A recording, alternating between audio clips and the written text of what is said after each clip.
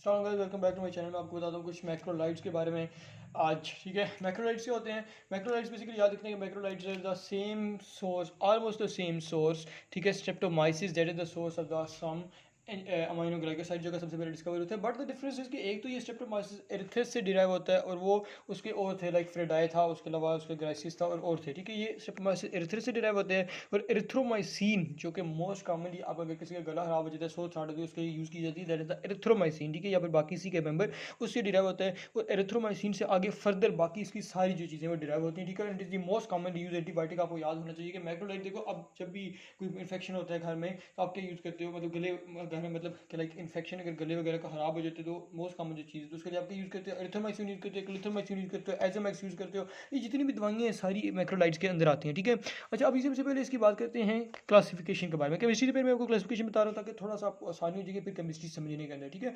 आपने एक यहाँ पे निमोनिक याद रखना है, कोड ट्रेड एसी। ठीक है, code trade AC, like it's, I think it's easy to remember. ठीक है, कोड ट्रेड एसी जब याद रख लोगे तो उसके अंदर आपको सारे इसके सी से क्लिथ्रोमाइसिन, ओ से ओलुंडामाइसिन, टी से आ जाता है टेलिथ्रोमाइसिन। टेलिथ्रोमाइसिन, अच्छा मैं आपको इसके फैक्ट्स कुछ बताता हूँ। ठीक है, टेलिथ्रोमाइसिन, देन आर से रोक्सिथ्रोमाइसिन, एजिथ्रोमाइसिन, डेरिथ्रोमाइसिन, एरिथ्रोमाइसिन, उसके बाद स्पायरामेसिन एंड कार्बामाइसिन। अच्छा अब देखो, पहली बात है, देखिए मैंने कुछ चीज़ों को अंडरलाइन किया। ठीक है, clarithromycin and erythromycin they the one of the most important drug that are used, and azithromycin as well.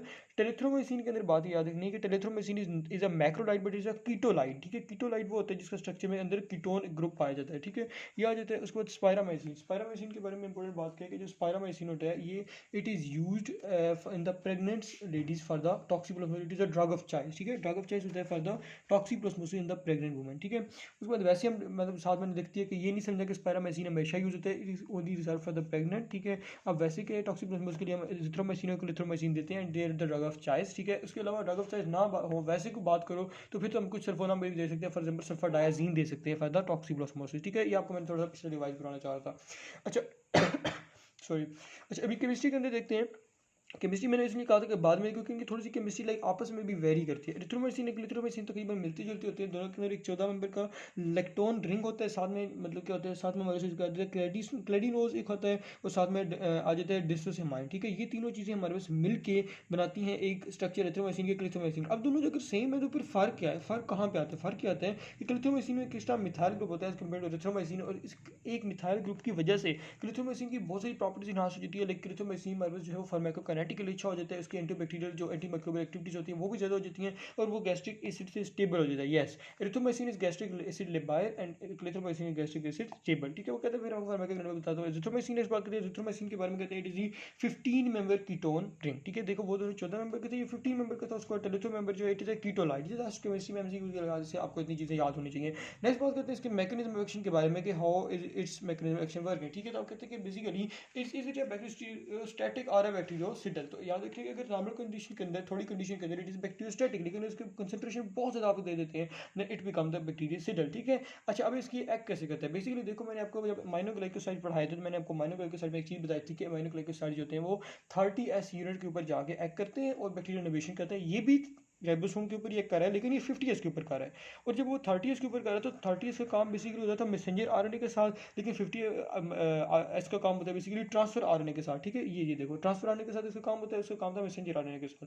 अब वो क्या करते थे, वो मैसेंजर आरएनए को जो माइनोग्लाइकोसाइड था मिसरीड करता था, लेकिन यही नहीं करता। ये ट्रांसफर आरएनए क्या करता है, ट्रांसफर आरएनए तो माइनर एसिड लेके आ रहा है, जब ट्रांसफर आरएनए को डिसोसिएशन करेगा तो रिजल्ट इलॉन्गेशन नहीं हो पाएगी और प्रोटीन की सिंथेसिस नहीं हो पाएगी। यहाँ पे मैंने बात लिखी थी इनेबल ट्रांसपोर्टेशन, ये इसलिए लिखते हैं कि मैंने बताया था जब मैंने आपको पेनिसिलिन सेफलस पॉइंट पढ़ाए थे तो उसमें मैंने बताया था कि पेनिसिलिन सेफलस पॉइंट सेल वॉल के साथ डील करते थे, वहाँ पे ट्रांसपोर्टेशन होती है। ट्रांसपोर्टेशन ये भी यहाँ पे भी एमसीक्यू हो सकता है, अगर वो दोनों ऑप्शन में नहीं है तो then you will write macrolide. ठीक है, प्रेफर उनको करना है, लेकिन अगर वो दोनों नहीं है फिर यहाँ पे आपने क्या करना है, ट्रांसपोर्टेशन इनहिबिशन का मैक्रोलाइट करके लिखते हैं, क्योंकि ये भी ट्रांसपोर्टेशन का फिनोमेना ही होता है। ठीक है, इसको आ गया। उस बाद मैकेनिज्म रेजिस्टेंस के अंदर रेजिस्टेंस कैसे आ सकती है? देखो जितनी स्टेप्स जहाँ जहाँ पे एक्शन हो रहा है वहाँ पे, ठीक है, सबसे पहले 50S राइबोसोमल यूनिट, अगर राइबोसोमल यूनिट ही अल्टर हो जाए जो कि इसके साथ अपनी मतलब बॉन्डिंग ना करे वो, उसके अलावा अगर ये सेल के अंदर चला गया, सेल के अंदर ऐसे flux of the drug by the ठीक है, efflux drug by the pumps, ठीक है, सेल के अंदर ऐसे पम्प्स आ जाएं, मतलब जो एक अल्टर मॉडिफिकेशन के थ्रू जो कि अब इसको क्या करें, इस ड्रग को सेल के बाहर निकाल के, बाहर मतलब सेल अंदर जा रहे हैं, सॉरी सेल कह रहा हूँ मैं, ड्रग अंदर जा रहे हैं सेल के, और सेल उसको बाहर निकाल के फेंक रहा है, क्योंकि ऐसी आ जाती है।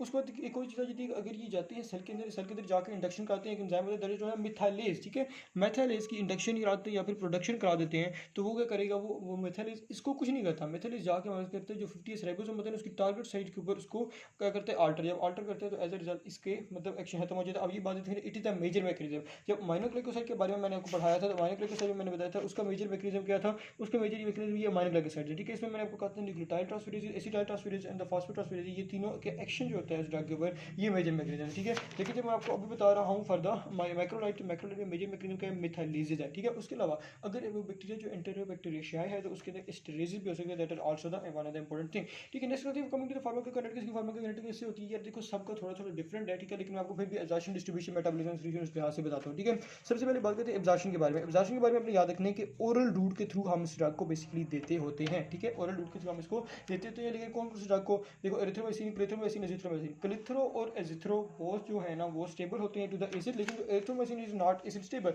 अगर आप एरिथ्रोमाइसिन प्योर फॉर्म में किसी बंदे को देते हो तो क्या होगा कि वो एसिड के गैस्ट्रिक एसिड उसको डिस्ट्रॉय कर देंगे, काम का नहीं रहता, दिन में आपको 6 मरतबा देनी पड़ेगी। लेकिन देखो हम तो एरिथ्रोमाइसिन जो नॉर्मली घर में यूज़ करते हैं वो दिन में 6 मरतबा तो यूज़ नहीं करते, वो हम जस्ट 1 या 2 मरतबा यूज़ करते हैं दिन के अंदर, ठीक है, या फिर मैक्सिमम 3 मरतबा दिन के अंदर थ्राइस या डेली दिया जाता है। तो वो कहते हैं ये क्यों है। अब देखो जो हम एरिथ्रोमाइसिन नॉर्मली यूज़ करते हैं इसको कंबाइन किया जाता है विद द एस्टर्स, ठीक है। जब एस्टर्स से कंबाइन करते हैं, फॉर एग्जांपल एस्टोडेट हो गया, स्टीरोडेट हो गया, इनसे कंबाइन करते हैं तो एस्टिक गैस्ट्रिक एसिड से डिस्ट्रॉय नहीं होता है। उसके अलावा इसकी इंटायरेक्ट कोटिंग की जाती है जब हम घर में यूज़ करते हैं। अच्छा आप क्या कहते हैं कि एरिथ्रोमाइसिन को क्या आईवी यूज़ कर सकते हैं, yes it is also used IV for the certain specific conditions, ठीक है। अब कौन कौन सी मतलब इसको आईएम नहीं देना, ये बात देखिए, एरिथ्रोमाइसिन, क्लिथ्रो, ये जितनी भी मेडिसिन है इनके कभी भी आपने आईवी नहीं देना। इसकी रीज़न बिहाइंड ये है कि जब आप सॉरी आईएम नहीं देना, आईएम नहीं देना, इसकी रीज़न क्या है कि इसमें पेन बहुत ज़्यादा होता है, तो इस वजह से इनको नहीं देना, ठीक है।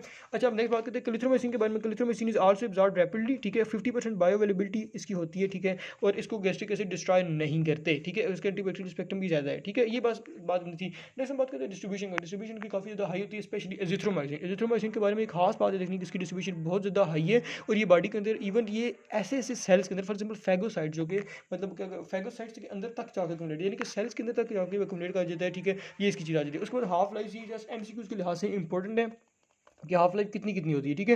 एरिथ्रोमाइसिन की सिर्फ 1.5 आवर्स होती है, क्लिथ्रोमाइसिन यू के थोड़े से ज़्यादा, ये इसकी 5 to 6 आवर्स होती है, और इसकी उसके अलावा जो एक्सक्रीशन होती है जो क्लिथ्रोमाइसिन की वो भी हमारे पास होती है, मतलब रीनल भी होती है, दूसरी तरह से होती है। तो यानी कि अगर वो किडनी का पेशेंट है तो उसको आप एरिथ्रोमाइसिन प्रिस्क्राइब नहीं करेंगे, उसको आप क्लिथ्रोमाइसिन प्रिस्क्राइब करोगे, ठीक है। उसी तरह अगर लॉन्ग एक्टिंग है, एजोमैक्स के नाम से नॉर्मल मेडिसिन आती है, azithromycin, I am not the like brand उसका मैं फेमस नहीं कह रहा, जस्ट आपको बता रहा हूँ कि नॉर्मल कौन सा यूज़ होता है, एजोमैक्स, तो एजिथ्रोमाइसिन आप यूज़ करो, ठीक है। तो अब इसकी एजिथ्रोमाइसिन की 2 हाफ लाइफ होती है, अल्फा और बीटा। इसकी रीज़न क्या है, मैंने आपको पहले बताया था कि इसकी टिश्यू बाइंडिंग बहुत ज़्यादा है, तो ब्लड के अंदर से तो ये 6 to 8 आवर्स के उसके बाद हाफ हो जाता है, लेकिन टिश्यूज़ के अंदर से 24 to 48 आवर्स, इनके 1 से 2 दिन में, 3 दिन में, उसके बाद ये जाके इसकी मतलब ये हाफ लाइफ इसकी आ जाती है, ठीक है। वन इसकी, और इसके अलावा क्योंकि हाफ लाइफ काफ़ी ज़्यादा है, उसकी एक ही डोज काफ़ी होती है, ये बात बहुत इंपॉर्टेंट है, इसको दोबारा से देख लो कि एक डोज काफ़ी है, ये नहीं कि बार बार ऐसे दिन में 3-4 चम्मच वाले लेते हो, एक डोज काफ़ी है। उसके बाद इसके एडवांस पैक बताता हूँ, क्लिनिकल यूज आपको नेक्स्ट बताऊँगा। एडवांस पैक सिंपल क्या आ जाता है, एक तो देखो जो नॉर्मली होते हैं हर तरह की से एसोसिएटेड, जीएटी पे नाजिया वोमिटिंग डायरिया एनोरेक्सिया होगा। एक नई चीज़ आपने याद रखनी है, इससे बस याद रखो यार एमसीक्यूज के लिए, ठीक है, सूडोमेम्ब्रेनस कोलाइटिस जो है वो आ जाता है, मैक्रो इसके साथ इससे एसोसिएटेड होता है। आईवी से कर देखो तो ऑफकोर्स जब भी आईवी से देते हो तो एडवांस पैक फ्लेबाइटिस देखा जा सकता है, लाजमी नहीं कि होता ही होता है हर बार, लेकिन देखा जा सकता है। अच्छा अब जो एलर्जीज होती हैं, ईओसिनोफिलिया, रैश एंड फीवर। अच्छा अभी जो बात याद रखनी है, सीवीएस के ऊपर, ईएनटी के ऊपर इसका क्या इफेक्ट होता है, ठीक है। सीवीएस के ऊपर अगर देखोगे तो प्रोलॉन्ग्ड क्यूटी इंटरवल, ठीक है, this is very important thing, ठीक है। अगर आप देखो ना जो हमारे पास ईसीजी होती है, ठीक है, उसमें क्या होता है, सबसे पहले हमारे P then Q R S and then T, ठीक है, ये हमारे साथ है, ठीक है, ये पी है देन क्यू टी। ये देखो क्यू टी का मतलब ये कि ये पूरा इंटरवल, यानी कि तकरीबन आप कह लो कि एक प्रोलॉन्ग क्यू टी इंटरवल का मतलब ये कि पूरी हार्ट रेट किस्म का जो है वो मतलब इनके उसके अंदर ये आप कह रहे जो वेंट्रिकल सिस्टोल, वेंट्रिकल डायस्टोल है, पूरा का पूरा जो हार्ट रेट है वो हमारे क्या हो रहा है, डिलेड हो रहा है, ठीक है। उसके अलावा ventricle arrhythmias and torsades de pointes. अभी तक मैंने ये इंपॉर्टेंट बातें इसलिए याद रखना आसान इसलिए है कि अभी तक कोई भी जितने मैंने आपको एंटीबायोटिक बताए थे वो सारे हार्ट के ऊपर कोई इफेक्ट नहीं कर रहे थे, लेकिन ये जो है मैक्रोलाइटिस हार्ट के ऊपर इफेक्ट कर सकते हैं। उसके अलावा हीरिंग प्रॉब्लम और डेफनेस करा सकते हैं। हीरिंग प्रॉब्लम और किसके साथ एसोसिएटेड थे, अमाइनोग्लाइकोसाइड, वो ऑटोटॉक्सिक होते हैं, तो ये वैसे हीरिंग प्रॉब्लम काज कर सकते हैं। उसके बाद ड्रग इंडक्शन, एक बात सिर्फ याद रखनी है, एजिथ्रोमाइसिन कोई ड्रग इंडक्शन नहीं करती, बाकी करती हैं, और एंजाइम इनहिबिटर भी नहीं होती है, बाकी होती है। Thank you so much for watching and come to my next video.